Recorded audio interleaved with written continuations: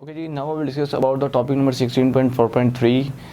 इसका एक पार्ट है ecosystem balance and human impact का, जिसमें deforestation. What is deforestation? Forestation जैसे हम जंगलात को लगाते हैं, अब डिफॉरेस्टेशन हम जंगलात की कमी कर देते हैं, यानी कि हम खुद से जो जंगलात की कमी लाते हैं, जंगलात में कमी लेके आते हैं, उसको डिफॉरेस्टेशन बोलते हैं। अब डिफॉरेस्टेशन जो है वो क्यों की जाती है? वो डिफरेंट पर्पसेस के लिए की जाती है। लाइक हमारा जो इन्वायरमेंट है उसको मॉडिफाई करने के लिए हम ट्रीज़ कट करते हैं, ठीक है। सिंपली जैसे अगर हम देखें तो जो फर्नीचर वगैरह बनता है जिसमें वुड वर्किंग होती है, तो वो सारी ट्रीज़ की ज़रिए होती है कि ट्रीज़ को कट किया जाता है वुड लेने के लिए, ठीक है, और उनसे फिर डिफरेंट काइंड्स के जो बिल्डिंग पर्पसेस हैं उनमें उसको इस्तेमाल किया जाता है फर्नीचर वगैरह की मेकिंग के लिए, ठीक है। और इसके अलावा हम ट्रीज़ को कट कर देते हैं ताकि ब्यूटीफुल रोड्स वहाँ पे बनाए जाएँ, ठीक है, जिस पे हम यानी कि सफ़र करें, ठीक है।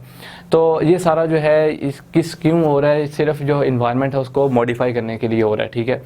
अब देखें दूसरी तरफ अगर हम ये बात कर लें कि एक जनरली तौर पर एक ट्री जो होता है वो 4 पीपल को ऑक्सीजन सप्लाई करने के लिए बहुत ज़्यादा यानी सफिशिएंट होता है कि 4 से 5 लोग जो हैं उनकी ऑक्सीजन को वो प्रोवाइड कर रहा होता है, ठीक है।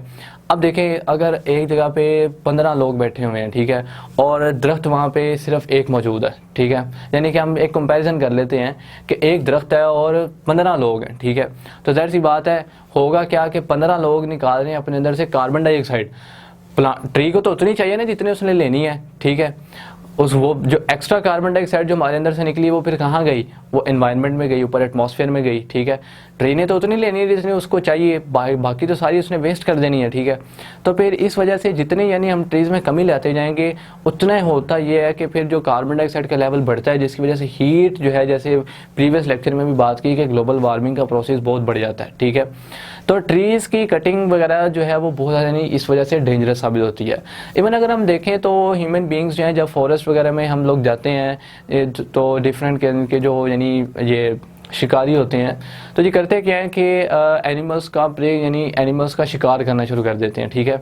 अब होता ये है कि उन एनिमल्स का शिकार करना शुरू कर देते हैं जो कि प्रे करते हैं डिफरेंट काइंड के इंसेक्ट्स के ऊपर, ठीक है।